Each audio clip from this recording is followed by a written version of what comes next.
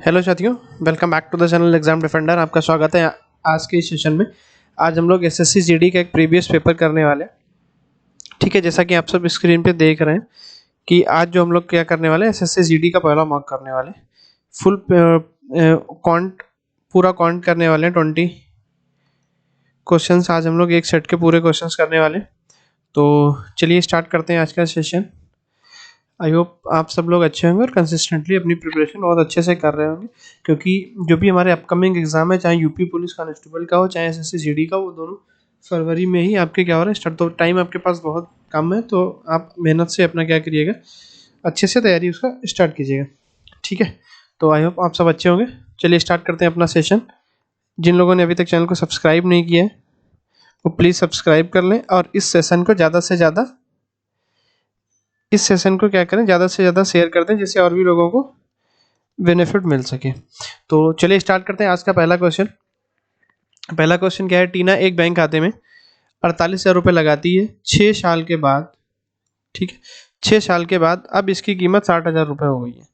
तो वृद्धि पूछ रहा कितने प्रतिशत की वृद्धि। देखो, टीना ने कितना पैसा लगाया था, 48,000, हो कितना गया, 60,000।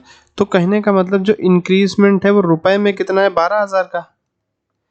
ठीक है, और 12,000 कितने से बढ़ गया है, 48 से बढ़ के कितना हुआ है, 60। तो परसेंटेज में पूछ रहा है, मतलब प्रतिशत में कितना इंक्रीज हुआ है। तो अगर इसको हम कट करने जाएंगे तो ये 4 बार में चला जाएगा, 4 से कट करेंगे तो 25 टाइम्स। तो जो हमारा प्रॉफिट प्रतिशत है, जो वृद्धि हुई है उसमें, वो कितने की हुई है, 25% की। Option B. ठीक है, अगला क्वेश्चन हमसे क्या कह रहा है, यदि पेट्रोल की कीमत 25% बढ़ जाती है, यदि पेट्रोल की कीमत 25% बढ़ जाती है तो खर्च समान रखने के लिए एक व्यक्ति को खपत में कितनी कमी करनी। देखो, वो एक्सपेंडिचर अपना क्या करना समान रखना चाहता है, तो जो रेशियो आपका प्राइस का होगा, मतलब प्राइस का रेशियो कितना बड़ा है, 25%। 25% का मतलब 1/4। अगर पहले आपका इनिशियल और फाइनल रेशियो की हम बात करें, अगर पहले 4 था तो बाद में कितना हो गया, 5। अगर उसको क्या है, अपना खर्च समान रखना है, ठीक, खर्च को समान रखना है, तो उसको अपने कंज्यूमशन में क्या करना होगा, इसका जस्ट अपोजिट, 5 से 4। ठीक, तो देखो यहाँ पे कमी, इसके खपत कंज्यूमशन में कितने की कमी आ रही है, 1 की, कितने से, 5 से। तो 100 पे कितनी आएगी, तो 20% हो गया यहाँ पे आपका। ठीक है, 20%। ठीक है, आई होप आप सबको अच्छे से समझ आया होगा ये क्वेश्चन। अब हम मूव करते हैं अपने, देखो हम थोड़ा स्पीड में चलेंगे, क्योंकि स्पीड में ही आपको करना है, तब जाके ही आप अपने क्वेश्चन को टाइम से कर पाएंगे। ठीक है, अगला अगला हमसे क्या कह रहा है, एक दुकानदार अंकित मूल्य पर 10% की छूट देकर कुछ फल खरीदता है। ठीक है, वस्तु बेचने के लिए अंकित मूल्य बढ़ा देता है। देखो, एक क्या होता था, अंकित मूल्य इनिशियल पड़ा होगा जब वो खरीदने गया, मार्क प्राइस उसका कुछ होगा, उसने खरीद लिया तो क्या हो गया, सीपी। ठीक, तो मान लेते हैं अगर 100% उसका अंकित मूल्य था, उसने 10% छूट में खरीदा, तो खरीदा कितने में, 90% में। अब क्या करेगा, ये कुछ मार्क प्राइस उस पर इंक्रीज करेगा, जिससे आगे क्या कह रहा है, आगे अगर वस्तु को बेचने के लिए अंकित मूल्य बढ़ा देता है, अब जब लाएगा ये, तो ये संकित मूल्य और कुछ बढ़ाता है, हमें नहीं पता कितना बढ़ाता है। ठीक, यदि वह 15% की छूट देने के बाद भी 25% का लाभ प्राप्त करना चाहता है, तो उसे अंकित मूल्य, मूल अंकित मूल्य से कितने % अधिक रखना होगा। तो देखो, हमारे पास एक फार्मूला होता है, ये एमपी पहला वाला था, एमपी बटे सीपी बराबर 100 plus profit into, sorry, 100 minus discount. ठीक, तो ये एमपी तो एक तो हम पहले वाला तो पता ही था, दूसरा वाला है। तो देखो, हमें दूसरा वाला एमपी पता करना है, और सीपी तो हमको पता ही है कितना, 90। 100 प्लस प्रॉफिट कितना है, 25% का, तो 100 प्लस 25 कितना, 25 कितना, 125। 100 माइनस डिस्काउंट, कितने परसेंट का डिस्काउंट दिया, 15% का, तो बेचेगा कितने में, 100 माइनस 15, तो 85। ठीक, अगर हम इसको सॉल्व करने जाएंगे, 5 से तो काट ही सकते हैं ना, तो 25, इसको कट करेंगे तो 17। तो जो हमारा ये वाला मार्क प्राइस आएगा वो कितना आएगा, 2250। ठीक है, ये हो गया आपका कितना, इन 2250। ठीक है, मैं इसको थोड़ा सा, ये हो गया आपका 2250/17। ठीक, ये कौन सा वाला मार्क प्राइस है? दूसरा वाला। ठीक, यहाँ पे मैं लिख देता हूँ, सॉरी, ये जो आपका दूसरा मार्क प्राइस आया 90 की उधर गुणा होगी तो होगी 2250/17। अब हमसे ये पूछ रहा मूल मार्क प्राइस आपका ये वाला है और बढ़ा हुआ बाद में ये वाला है, तो ये कितने प्रतिशत बढ़ा? तो अगर हम इनका रेशियो निकालने जाएंगे तो ये आपका था कितना पहले, 100 अनुपात कितना हो गया, 200, सॉरी 2250/17, और 17 की इधर हो जाएगी गुणा, तो ये 1700 अनुपात कितना, 2250। तो अगर यहाँ पे देखें इंक्रीजमेंट कितने का है तो कितने प्रतिशत कितना अधिक है, पहले तो हम देख लें तो 600, सॉरी 550। ठीक है, 17 5 22, 550 अधिक है कितने से, 1700 से, तो 100 पे कितना अधिक होगा, तो 2 जीरो से 2 जीरो यहाँ पे खत्म, 17 तियां 51। ठीक है, बचा कितना, 4, 17 दूनी 34, 32 से कुछ ज्यादा होगा तो मतलब हमारा आंसर कितना हो जाएगा, 32%। ठीक है, अगला क्वेश्चन, अगला क्वेश्चन हमसे क्या कह रहे हैं। ठीक है, बहुत ज़्यादा लंबा सेशन नहीं रखेंगे, हम सोच रहे हैं जल्दी से जल्दी 20 मिनट में या 25 मिनट में सेशन को ओवर कर दें, ख़त्म कर दें 20 क्वेश्चंस पूरे, क्योंकि आपको भी ज़्यादा टाइम आजकल अपना पढ़ाई में देना है, तो जितना जल्दी हो सके वो चीज़ों को कवर कर लो। ठीक है, इस क्वेश्चन को देखते हैं, आज का चौथा क्वेश्चन है इस सेट का। एक कॉलेज क्लब में छात्रों की एक निश्चित संख्या की औसत आयु 20 वर्ष है। यदि बाद में 27 नए छात्र जिनकी औसत आयु 22 वर्ष है क्लब में शामिल हुए और 12 छात्रों ने जिनकी औसत आयु 19 वर्ष है क्लब को छोड़ दिया, इस परिवर्तन के फलस्वरूप विद्यार्थियों की औसत आयु 2 वर्ष बढ़ गई। क्लब में वर्तमान छात्रों की संख्या कितनी है? अभी कितने हैं? पहले जो थे हमें नहीं पता पहले कितने थे, तो हम पहले मान लेते हैं यक्स विद्यार्थी थे और इनका औसत कितना था, 20, तो 20 यक्स इन लोगों का योग हो जाएगा। ठीक है, बाद में क्या हुआ, 27 नए छात्र आए, उनका औसत कितना था, 22 साल, तो 27 गुणे 22। ठीक है, और माइनस कितने हो गए, 12, 12 छात्र छोड़कर चले गए जिनकी आयु कितनी थी, 19 थी, 19 वर्ष। ठीक, तो ये 20 का योग, ये 27 जो अलग से है उनका योग, और ये 12 छोड़ के गए उनका, तो total 27 plus 12 minus x plus 27 हो गए टोटल, तो टोटल अब बचे कितने, एक्स प्लस का 15। वर्तमान में कितने हैं, ये वाली संख्या जो है वर्तमान में इतने बचे हैं अभी, और इन सब का औसत कितना है, 22। ठीक, तो ये हो गया उनका योग, तो यहाँ से इसको अगर सॉल्व करने जाएंगे तो ये 20x, ठीक, तो 27 दूना 54, 54 और 5 59, माइनस का 19 दूना 38, 19 से करना 19 और 3 22। ठीक, 228 बराबर 22x प्लस 330। ठीक है, तो x वाले पद को इधर ले आते हैं, तो बचा आपका कितना, 22x माइनस का 20x। ओके, ये हो गया आपका 594। ठीक है, और ये माइनस का 228 था, 30 और आएगा, तो ये आपका कितना हो जाएगा, अभी माइनस का टोटल एक में ही लिख दे रहा है, 8 5 और 558। तो अगर इधर हम देखें तो कितना हुआ, इधर हमारा बचा 44 और 2 46। ठीक है, सॉरी इधर हो गया आपका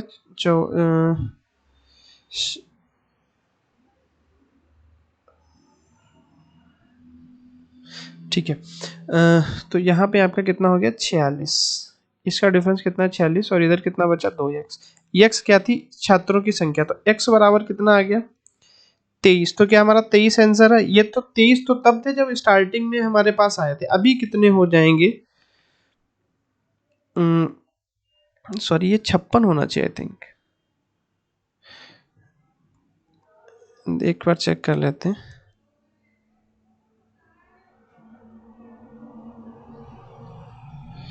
ये हो गया आपका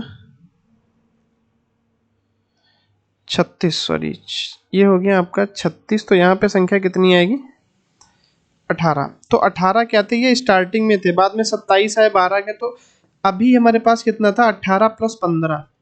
तो वर्तमान में जो है हमारे पास 18 और 15, 33 छात्र हमारे पास क्या है वर्तमान में अभी है। ठीक है,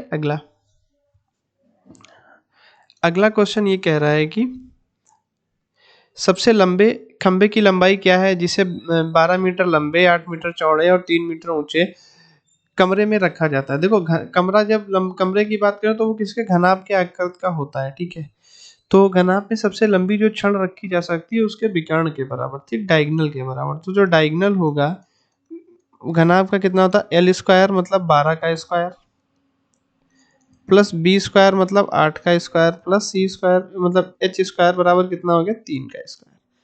ठीक है, तो ये हो गया आपका 144 प्लस का 64 और 3 तियां कितना हो गया 9। तो ये टोटल मिला के 4 4 8 और 9 17, ठीक, 6 4 10 और 1 11, 1 और 1 2, फिर हो गया आपका अंडर रूट। ठीक है, देखो अब इसका हम वर्गमूल निकालेंगे नहीं, हम अगर गौर करें तो जो हमारे पास पूर्ण वर्ग होते हैं वो कितने होते हैं, एक 14 का होता है हमारे पास 196। ठीक है, और 15 का जो स्क्वायर होता है वो कितना होता है 225।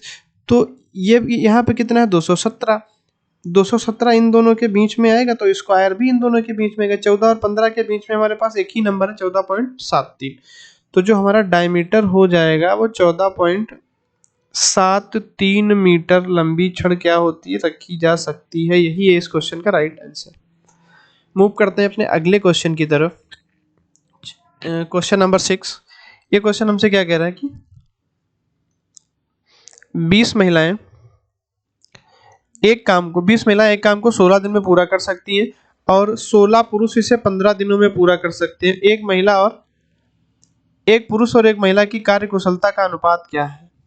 ठीक है, तो देखो आदमी कितने थे 16 पुरुष, 16 मैन इस काम को कितने दिन में कर देते हैं 15 दिन में। वही काम 20 वुमेन 16 दिन में करती हैं। तो ये काम है इसलिए बराबर हो गया। जो चीजें कैंसिल होने वाली उनको कैंसिल कर दो। ये हो गया 16 से 16, तो ये चला गया आपका 3 बार, 5 से ये चला गया 4 बार। तो मैन और वुमेन का अगर हम अनुपात देखेंगे कि कितना 4:3। देखो मैन एक पुरुष और एक महिला मतलब उसकी क्या हो जाएगी कार्य कुशलता, तो 4:3। ठीक है, चलते हैं अगले क्वेश्चन पे। तो अगला क्वेश्चन हमसे क्या कह रहा है कि एक ओवरकोट 16% और 25% की क्रमिक छूट पर 1260 रुपए में बेचा जाता है। ओवरकोट का अंकित मूल्य कितना है। तो उसका जो भी अंकित मूल्य होगा उस पे हम 2 डिस्काउंट दे रहे हैं। 16% का डिस्काउंट देंगे तो 84% में बेचेंगे उस चीज को, दूसरा डिस्काउंट 25% का देंगे तो 75% पे बेचेंगे, और 2 डिस्काउंट के बाद जो विक्रय मूल्य है वो है कितना 1260। ठीक है, तो अगर हम इसको कट करने जाएंगे, ठीक है, तो हम इसको अगर 25 से कट करेंगे, सॉरी 4 से कट करेंगे तो 21 बार, 4 से कट करेंगे तो 25 बार। ठीक, और 25 से अगर हम इसको कट करेंगे 3 टाइम्स, 25 से कट करेंगे 3 बार। ठीक है, 21 से कट करेंगे 120। तो MP बटे 100 बराबर कितना हो गया 20। तो मार्क प्राइस जो हो गया वो कितना हो गया 2000। ठीक, 2000 रुपए का क्या था ओवरकोट था। अगला क्वेश्चन हमसे क्या है, एक अर्धगोलाकार कटोरा मोटे स्टील से बना है जिसकी मोटाई 0.5 सेंटीमीटर है। यदि कटोरे का बाहरी व्यास 43 सेंटीमीटर तो कटोरे का आयतन क्या होगा। ठीक है, देखो बाहरी व्यास कितना है, 43, और इसकी मोटाई अगर क्या है, जैसे कि जो कटोरा होगा दोनों साइड में उसकी मोटाई होगी ना, तो आधा सेंटीमीटर अगर इधर है तो आधा इधर, तो मिलके बचा कितना 21, सॉरी 42। तो रेडियस कितनी हो गई 42/2 मतलब 21 सेंटीमीटर क्या हो गया रेडियस। उसका जो वॉल्यूम होता है तो वो कितना होता है 2/3 पाई आर क्यूब। ठीक, तो इसको लिख लेते हैं 2/3 पाई की वैल्यू कितनी होती है 22/7 आर क्यूब का मतलब 21 इंटू 21 इंटू 21। तो 3×7=21 से 21 खत्म हो गया। ठीक है, ये हो गया आपका 22 दूना 44 और ये हो गया 21 की गुणा कितनी हो गई 141। तो देखो इकाई का अंक अगर हम 4 आएगा और एक में ही 4 आ रहा है तो यही हमारा क्या हो जाएगा राइट आंसर। इसका गुणा कर लो यही आ जाएगा। ठीक, हम इकाई का अंक देखेंगे हमारे में नन ऑफ दीज भी नहीं है और एक ही अंक में इकाई का अंक 4 आ रहा है तो यही हो जाएगा आपका आंसर। ठीक है, अगला बढ़िया क्वेश्चन है अगला वाला। एक बार हम पढ़ लेते हैं पहले। 1 किलो चीनी की लागत मूल्य कितनी 50 रुपए है। एक दुकानदार इसे 55 रुपए प्रति किलोग्राम की दर से बेचता है। दुकानदार अपना अर्जित मुनाफा बढ़ाने के लिए 1 किलोग्राम की जगह 900 ग्राम ही तौलता है। दुकान द्वारा अर्जित लाभ प्रतिशत अनुमानित मतलब अप्रॉक्स में पूछ रहा है। ओके, ठीक है, ये होता है बेईमान दुकानदार। तो इसमें क्या होता है, एक सीपी होता है खरीदने पर वाला मूल्य और एक बेचने वाला मूल्य। वो खरीद कितने में रहा है 50 में और बेच कितने में रहा है 55 में। ठीक, फिर बाद में वो क्या करता है, अलग से दुकानदार मुनाफा बढ़ाने के लिए 1 किलो की जगह मतलब पैसे वो कितने के ले रहा है 1 किलो मतलब 1000 ग्राम के और सामान कितना दे रहा है 900 ग्राम। तो उसके पास तो सीपी तो उतना ही जाएगा ना। तो यहाँ से 2 जीरो से 2 जीरो यहाँ पे कैंसिल कर दो, ये हो गया 9×5=45 450 और ये हो गया 550। क्रय मूल्य वस्तु का 450 रेशियो, हालांकि यह और भी आगे कट जाएगा। अगर यहाँ पे हम 0 से 0 कट कर दें और इसको 9 से कट कर दें और इसको 11 से कट कर दें। ठीक है, तो हमारा प्रॉफिट कितना हो गया 2 का। तो प्रॉफिट प्रतिशत दुकानदार के 2 का प्रॉफिट हो गया कितने से 9 से, तो 100 पे कितना हो जाएगा तो 200/9%। तो ये कितना हो गया 9 दूनी 18। ठीक है, फिर 2 बचा फिर 20 हो गया 9 दूनी 18। पॉइंट में ऐसे ही आगे कटता जाएगा तो लगभग में हमसे पूछ रहा तो पॉइंट वाली वैल्यू छोड़ देंगे 22 पॉइंट ऐसे 2-2 करके आएगा मतलब ये 22% हमारा क्या हो जाएगा प्रॉफिट हो जाएगा। ठीक है, चलते हैं अपने अगले क्वेश्चन की तरफ। अगला क्वेश्चन क्या कह रहा है कि एक लड़की ने अपने घर से 350 मीटर की दूरी पर स्थित एक पार्क तक पैदल जाती है। उसे पार्क तक पहुंचने में 3 मिनट और लौटने में 4 मिनट का समय लगता है। लड़की की औसत गति ज्ञात कीजिए। देखो क्या हुआ, लड़की क्या है, कोई घर है, लड़की का एक घर है, होम है उसका, और एक कुछ दूरी पे क्या है पार्क। ठीक है, तो पार्क की दूरी कितनी है, घर से पार्क के बीच की दूरी कितनी है 350 मीटर। लड़की क्या करती है, यहाँ से चलना प्रारंभ करती है, यहाँ पे पहुंचती है और फिर इधर क्या होती है वापस आके फिर यहीं पे उसको आना है। ठीक, तो 3 मिनट जाने में लगे और 4 मिनट क्या हुए आने में लगे। तो एवरेज स्पीड की अगर हम बात करें तो एवरेज स्पीड क्या होती है कुल दूरी बटे कुल समय। तो 350 किलोमीटर गई और 350 किलोमीटर आई तो कितना हो गया 700 मीटर। और 4 मिनट जाने में 3 मिनट आने में, मतलब 3 मिनट जाने में टोटल समय कितना लगा 7 मिनट। तो मिनट को हम सेकेंड में बदलने के लिए क्या करेंगे 60 से गुणा। ठीक, तो ये अब जो आएगा वो मीटर पर सेकेंड में आएगा, लेकिन हमें क्या बताना है किलोमीटर प्रति घंटा में। तो 18/5 से हम यहीं पे गुणा कर लेंगे। 1 जीरो से 1 जीरो यहाँ पे कटा। ठीक है, और 5 से अगर हम इसको कट करेंगे तो 14 बार जाएगा। इसको हम किससे कट करेंगे 7 दूनी 14 6 तियां 18। तो जो एवरेज स्पीड आ गई वो 6 किलोमीटर प्रति घंटा। ठीक, एवरेज स्पीड आपकी कितनी आ गई 6 किलोमीटर प्रति घंटा, मतलब ऑप्शन सी। अगला क्वेश्चन, सॉरी, अगला क्वेश्चन हमसे क्या कह रहा है, P and Q can complete अवर, मतलब पी और क्यू किसी कार्य को 21 दिन में कर सकते हैं। ठीक, क्यू अकेला काम को 84 दिनों में कर सकता है। अगर क्यू अकेला करेगा तो कितने दिन में करेगा? 84 दिन में। ठीक है। यदि क्यू की क्षमता 2 गुनी हो जाती है तो पी और क्यू मिलकर इस कार्य को लगभग कितने दिन में पूरा करेंगे? तो पहले तो पी की हमें क्षमता पता चले तभी तो हम उसकी 2 गुनी क्षमता निकाल पाएंगे। तो इन दोनों का जो एलसीएम होगा कितना? 84, 84 हो जाएगा टोटल वर्क। ठीक, तो 21 से कट करोगे 4 टाइम्स और 84 से कट करोगे 1 टाइम्स।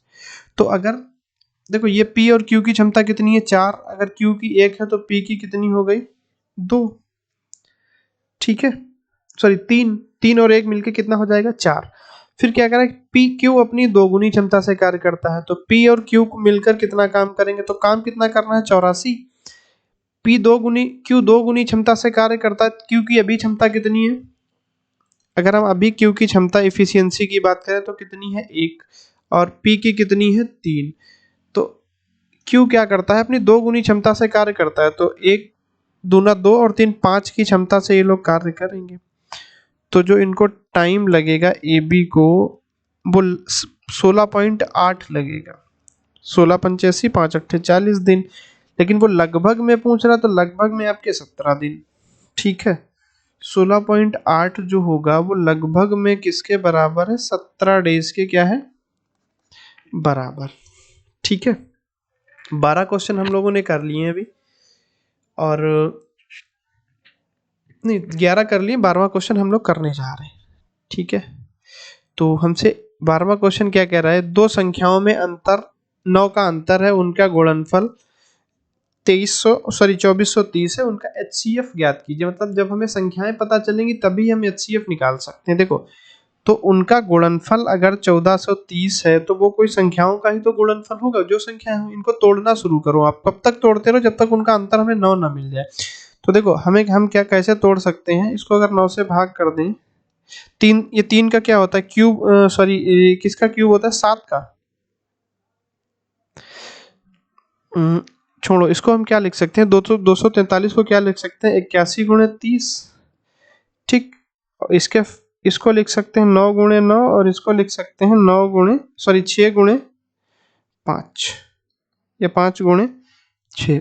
अभी ध्यान देना, देखो अगर हम 9 को क्या करें? इससे गुणा करवा दें और एक 9 को इससे गुणा करवा दें तो जो इनका जो दो संख्याएं हो जाएंगी वो कौन सी हो जाएंगी? एक हो जाएगी आपकी 9 पचे 45 और एक हो जाएगी 9 छाक 54, और इनका गुणनफल क्या हो जाएगा? 1400। अभी देखो अंतर भी हमको कितना मिल गया? अंतर हमें कितना मिल गया? 9 का, जो कि हमें चाहिए था। तो अब इन दोनों का एचसीएफ कितना हो जाएगा? एचसीएफ मतलब जो संख्या इन दोनों संख्याओं को काटे, 45 और 54 का एचसीएफ कितना हो जाएगा? 9। तो आंसर भी हमारा कितना हो जाएगा? 9। अगला क्वेश्चन, अगला क्वेश्चन क्या कह रहा है हमारे पास? 6:11 और 8:9 के बीच में कौन सा संबंध है? हमको 4 ऑप्शन दे रखे हैं ये वाले, इनमें से ही कोई एक संबंध है जो इस चीज को फॉलो करेगा। ठीक है, तो इस टाइप का जब भी क्वेश्चन आए आपके पास तो रेशियो को हम ऐसे भी लिख सकते हैं ना, अगर हम इनकी क्रॉस मल्टीप्लाई करवाएं तो 9 छाक 54 और 11 अट्ठी कितना होता है? 88। ठीक, तो अभी बताओ कौन सा बड़ा है? ये वाला रेशियो बड़ा है, तो बराबर हो नहीं सकता, ये बराबर इक्वल हो नहीं सकता। 6:11 तो छोटा आ रहा है, उसका वैल्यू 54 है, तो ये भी नहीं। तो 8-9 बड़ा है किससे? 6:11 से। तो कौन सा ऑप्शन सही हो जाएगा? Option D. ठीक है, अगला क्वेश्चन बेहतरीन क्वेश्चन। यदि a प्लस बी अनुपात b प्लस सी अनुपात c प्लस ए 2, 3 और 5 है, a प्लस बी प्लस सी का मान 20 है तो c का मान ज्ञात कीजिए। ओके, देखो हमें क्या दे रखा है? a प्लस वी अनुपात b प्लस सी अनुपात c प्लस ए। ठीक, ये किस अनुपात में दे रखे हैं? 2, 3 और 5 के। तो इसको हम मान लेते हैं 2:3:5 के अनुपात में दे रखे हैं। तो यहाँ से हम a प्लस बी कितना मान लें? 2x, b प्लस सी को कितना मान लें? 3x, और c प्लस ए को कितना मान लें? 5x। अगर हम इन तीनों को जोड़ने जाएंगे तो 2a 2b प्लस 2c, मतलब 2 कॉमन ले लें तो a प्लस बी प्लस सी बराबर कितना है, इधर भी जोड़ दें 5 और 5 10a। ठीक है, एक वेरिएबल उसके साथ हमने लगा लिया, सॉरी x लगाएंगे, सॉरी। ठीक, तो कितना लगा लेंगे हम इसको, 10x। तो 2 से अगर इसको कट करेंगे तो 5, ये हो जाएगा 5x। और a प्लस बी प्लस सी का मान कितना है, 20। ठीक है, तो यहाँ से कितना आ जाएगा 5x, x से इसको कट करेंगे तो x बराबर कितना आ गया 4। जब x बराबर 4 आ गया, हमें c का मान बताना है, तो यहाँ पे अगर हम x का मान रखेंगे तो c कितना हो जाएगा 8, a प्लस बी कितना हो जाएगा 8, और ये हो जाएगा ऐसे ही आगे अगर इसको देखें तो ये 12, और ये इसको अगर हम देखें तो 20। ठीक, अब देखो हमें क्या दे रखा था, a प्लस बी प्लस सी बराबर कितना दे रखा है 20, क्वेश्चन में ही हमको दे रखा था, जो वैल्यू हमने यहाँ पे यूज की है। अब a प्लस बी की वैल्यू कितनी हो गई 8, तो 8 प्लस सी बराबर कितना हो गया 20। ठीक है, सॉरी 20 हो गया, तो c बराबर कितना हो गया 20 माइनस 8, कहने का मतलब c की वैल्यू कितनी है 12, ऑप्शन सी। ठीक है, अगला क्वेश्चन हमसे क्या कह रहा है, अगला क्वेश्चन कह रहा है 7 का सबसे छोटा गुणज जिसे 6, 9, 15 और 18 से विभाजित करने पर शेषफल 4 शेष प्राप्त होता है। ठीक है, तो देखो 6, 9, 15 और 18 का अगर हम एलसीएम की बात करें, जो संख्या इनके एलसीएम कितना हो जाएगा 360, सॉरी 360 नहीं, एलसीएम तो 180 भी हो जाएगा, लेकिन 180 के मल्टीपल में कोई संख्याएं नहीं है तो 360, एलसीएम तो 180 ही हो, 90 भी एलसीएम हो सकता है। एक सेकंड, 15 छक्का 90, हाँ 90 इनका एलसीएम हो जाएगा। तो जो संख्याएं दे रखी होंगी 90 के मल्टीपल से 4 ज्यादा, तो 9 चौक 36, 360 प्लस 4 जो शेष बचता है तो 364 इस क्वेश्चन का क्या हो जाएगा, राइट आंसर। अगला क्वेश्चन, अगला क्वेश्चन हमसे क्या कह रहा है, ये क्वेश्चन थोड़ा सा ठीक है। हमसे क्या कह रहा है, एक आदमी अपनी नाव को धारा के साथ 250 सेकेंड में 525 मीटर तक चलता है और साथ से ही 1/2 मिनट में वापस आता है। ठीक है, दूरी वही है। ठीक है, जब दूरी वही है तो टाइम का हम देख ले, कौन सा टाइम है जब धारा के साथ जाता है, मतलब डाउन स्ट्रीम, और वापस आता है तो अप स्ट्रीम। तो जाहिर सी बात है अप स्ट्रीम में अगर 250 सेकेंड लगते हैं तो उधर कितना लगता है, 6 सत्ते 42 और 5 42 और 30 45। ठीक, तो अगर इसको हम कट करने जाएंगे 50 से 5 बार में, 50 से 9 बार में, इसका जस्ट उल्टा किसका रेशियो होगा, स्पीड का। तो ये स्पीड कौन सी है, डाउन स्ट्रीम मतलब x प्लस वाई, ये upstream x minus y. ठीक है, कोई दिक्कत नहीं। अब हम अगर डाउन स्ट्रीम को, इसको अगर हम 9x मान लें और इसको कितना मान लें 5x, तो ये हो गई चाल, चाल कितनी है 9x बराबर दूरी कितनी है 525 बटे समय कितना है 250। ठीक है, तो ये x 9x यहाँ से कितना निकल के आएगा, 25 से काटेंगे 21 बार, 25 से काटेंगे 10 बार। ठीक है, और x बराबर कितना हो जाएगा 21 बटे 90, ये आ गया किसमें, मीटर पर सेकेंड में, लेकिन हमें कितना देखो x क्या होती है, नाव की चाल, सॉरी हमने x इसको भी हमने x मान लिया क्योंकि वेरिएबल हमें यहाँ पे चेंज करना पड़ेगा, वो ये 5a हो गया। ठीक है, अब हमें यहाँ पे भी चेंज करना पड़ेगा क्योंकि x और y तो उनकी चाल ही होती है। ठीक है, अब देखो ये 9a और ये हो गया, तो a की वैल्यू कितनी हो गई, a की वैल्यू हो गई आपकी 21 बटे 90। ठीक, ये किसमें है, मीटर प्रति सेकेंड में। अभी ध्यान देना x प्लस वाई कितना 9 है, x माइनस वाई कितना है 5 है, तो जब दोनों को जोड़ के 2 से भाग करते हो तो x निकलता है, मतलब नाव की चाल, और दोनों को घटा के 2 से भाग करते हो तो y की चाल। तो ये हो जाएगा 7a और ये हो जाएगा 5a। हमको निकालना क्या है, शांत जल में नाव की चाल, मतलब 7a की वैल्यू हमको निकालनी है।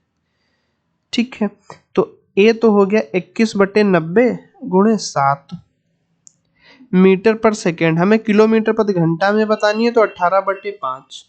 ठीक, तो 18 पंचे 90। ठीक है, और ये हो गया आपका 147/25। तो 25 पंचे 125, 5.2 ऑप्शन है हमारे पास, पॉइंट लगाओगे बचेगा कितना 22। 25 अट्ठे 200 और 25 अट्ठे 200, तो 5.88 किलोमीटर प्रति घंटा इस क्वेश्चन का क्या हो जाएगा, राइट आंसर। ठीक है, 17 क्वेश्चन हम लोगों ने कर लिए हैं, 4 क्वेश्चन हमारे पास और बचे हुए हैं अभी। ठीक है, उनको भी हम जल्दी से ही खत्म कर रहे हैं। आपका आधे घंटे का सेशन रहेगा ये। ठीक है, आधे घंटे में ओवर हो जाएगा। ठीक, हमसे क्या कह रहा है, यदि एक निश्चित धनराशि 3 वर्षों के लिए 5% वार्षिक दर से चक्रवृद्धि ब्याज और वार्षिक चक्रवृद्धि ब्याज साधारण ब्याज के बीच अंतर 183 रुपए है, तो निवेश की गई राशि कितनी है। देखो, हम मान लेते हैं कि 100% वो क्या की गई थी, राशि निवेश की गई थी। प्रिंसिपल कितना था, या फिर हम आप ऐसे कर, इसका फार्मूला क्या होता है डिफरेंस का, 183 का डिफरेंस है, डिफरेंस बराबर p r square. R square का मतलब कितना हो जाएगा, 25 बटे पी आर स्क्वायर बटे 100 का square. S I minus C I is equal to p r square बटे 100 स्क्वायर। तो आर स्क्वायर का मतलब आर कितना था यहाँ पे 5, तो 5 का स्क्वायर 25 बटे 100, 100 का स्क्वायर मतलब 100 गुणे 100। ठीक है, क्लियर। तो 25 चक्कू 100। ठीक है, तो P बराबर कितना आ गया आपका 183 इंटू 400। ठीक है, सॉरी 3, ये जो डिफरेंस का फार्मूला होता है वो 2 साल का होता है। सॉरी, पी आर स्क्वायर बटे 100 का स्क्वायर 3 साल का जो होता है, उसमें 300 प्लस आर बटे 100 क्या होता और इंक्लूड होगा। ठीक, तो जब देखो 2 साल का हम इससे लगाते हैं, 3 साल का हम ऐसे नहीं लगाएंगे। ठीक है, अब हम क्या करेंगे, इसको जब 3 साल का होगा तब हम क्या करेंगे, इसका ब्याज इसका मूलधन हम कितना मान लेंगे, 1000%। इस पे 3 साल का हमें ब्याज देना है, 1 साल 2 साल, ये हो गया आपका 3 साल पे 3 स्लैब। इसका 5% कितना होगा 50। ये वाली वैल्यू कभी चेंज नहीं होती है। फिर 5% का 5 यहाँ पर देंगे तो कितना 2.5, और यहाँ पे हम कितना देंगे, इसका 2 गुना मतलब 5। फिर हम 2.5 का 5% यहाँ पे देंगे, तो ये हो जाएगा आपका, ठीक है, 0.125। ठीक, तो 0.125। अब देखो, ये वाली चीज की अगर हम सिर्फ इसकी बात करें तो ये होता है आपका एसआई और ये होता है पूरा एसआई एंड सी आई, तो डिफरेंस जो आता है वो इतना आता है। तो जो डिफरेंस परसेंटेज में आया है वो कितना आया है, 7 पॉइंट अगर हम इसको जोड़ेंगे तो 625%, और इसी की वैल्यू कितनी है 183 रुपए। हमें 1000% बताना है, तो 1000% के लिए ये हो गया आपका 183। ठीक है, 183 बाई इंटू 100, तो 1000 और 1000 और यहाँ से पॉइंट हटा दिए। ठीक है, ये 7.25 था, पॉइंट हटाओगे तो ऊपर 3 जीरो जाएंगे। इसको अगर हम 25 से कट करेंगे तो 25 चक्कू 100 और 1 जीरो, 25 दिया 75, बचा कितना 1। ठीक है, तो अब 12 तो जाएगा नहीं, तो जीरो ऐड कर लेंगे, और 25 पंचे 125। ठीक है, फिर अगर हम फर्दर इसको 5 से कट करेंगे तो 5 छिक्का 30, 5 इकन्ना 5 और 5 अट्ठे 40। 6 3 18, 3 8 24 और आगे 3 0, मतलब आंसर कितना हो जाएगा? 24,000 रुपए का क्या था? निवेश था। ठीक है, अगला क्वेश्चन। इस क्वेश्चन को हम क्या करेंगे, आपको होमवर्क में देते हैं। चलो ये तो मैं ही करवा देता हूँ। एक और क्वेश्चन लास्ट में, जो भी क्वेश्चन लास्ट में आएगा 20 नंबर का, उसका हम लोग क्या करेंगे, होमवर्क में आपको उस क्वेश्चन को देते हैं। ठीक है, हाँ, तो ये क्या कह रहा है कि ए ने अपने पोते पी और क्यू, उसके दो पोते थे पी और क्यू के नाम एक बैंक अकाउंट में कुल 15,500 रुपए जमा किए, जो वर्तमान में क्रमशः 13 साल और 14 साल के हैं। उसने धन इस प्रकार विभाजित किया कि 25 वर्ष की आयु प्राप्त करने पर उन्हें बराबर राशि प्राप्त हो। यदि बैंक 4% प्रति वर्ष की दर से ब्याज देता है तो वार्षिक चक्रवृद्धि ब्याज, मतलब चक्रवृद्धि ब्याज देता है, तो क्यू के नाम पर कितना जमा किया गया था? ठीक है, देखो इसमें क्या था, 25,500 रुपए थे किसी भी व्यक्ति के पास, उसने दो लोगों में पैसा बांट दिया, एक को पी रुपए दे दिया, एक को क्यू रुपए दे दिया। हमने उतना ही मान लिया जितना कि उनका नाम था। ठीक है, अब देखो 13 साल वाले को कितने साल के बाद पैसा मिलेगा? 12 साल के बाद। और 14 साल वाले को कितने साल के बाद मिलेगा? 11 साल के बाद। तो अगर चक्रवृद्धि ब्याज है तो चक्रवृद्धि ब्याज होता है प्रिंसिपल 1 + r/100 की घात n, मतलब पी के लिए कितना समय है? 12 वर्ष के बाद मिलेगा। और क्यू की अगर हम बात करें तो 1 + r/, इसकी घात कितनी है? 11। अब ये दोनों अमाउंट क्या हो गए? 25 साल में बराबर हो गए, तो बराबर कर दो। ठीक है, यहाँ की घात 13 से ये कट गया तो बचा कितना? 1। अगर इसको भी कट करें तो ये 1 और ये हो गया 25, तो P का 26/25 बराबर Q।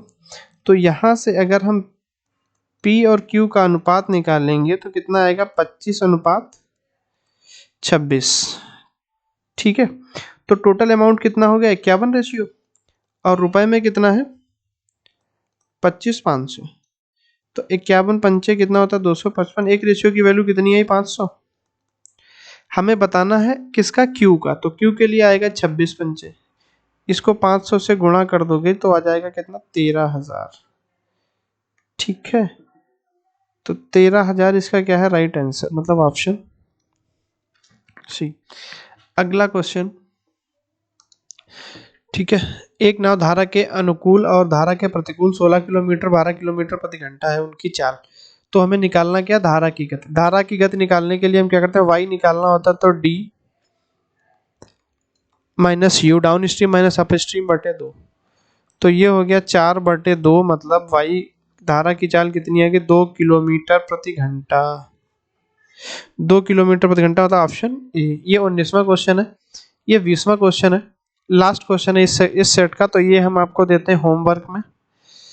आप लोग इसको सॉल्व करके आंसर आप कहाँ पे देंगे? कमेंट बॉक्स में आप इसका क्या करेंगे? आंसर। ठीक, तो हमें उम्मीद है कि आपको ये सेशन बहुत अच्छा लगा होगा। अगर आपको कंटिन्यू सेशन चाहिए तो कमेंट कर दें, मैं इसको एक प्रैक्टिस सेट आपका डेली करवा दूंगा, क्योंकि बहुत ज़्यादा टाइम अभी आपके पास नहीं है। ठीक है, बहुत ज़्यादा टाइम नहीं है अभी आपके पास पेपर के लिए। तो जिनको ये सेशन थोड़ा बेनिफिशियल लगा है तो वो लोग इस चीज़ को, अगर आप कमेंट करिएगा, मैं प्रॉपर उस चीज़ को करवा दे रहा हूँ। ठीक है, तो चलिए इस सेशन को ख़त्म करते हैं। अगर आपको कंटेंट पसंद आया तो प्लीज़ चैनल को सब्सक्राइब कीजिए। ठीक है, बेल आइकन को प्रेस कीजिए, जिससे जो भी अपकमिंग वीडियोज़ हो उन सब का नोटिफिकेशन आप सब तक पहुंचता रहे। और इस लिंक को ज़्यादा से ज़्यादा शेयर कर दीजिए, प्लीज़ इस लिंक को ज़्यादा से ज़्यादा शेयर कर दें, जिससे और भी बच्चों का क्या बेनिफिट मिल सके। तो चलिए आज का सेशन यहीं पे एंड करते हैं, मिलते हैं कल, तब तक के लिए बाय बाय।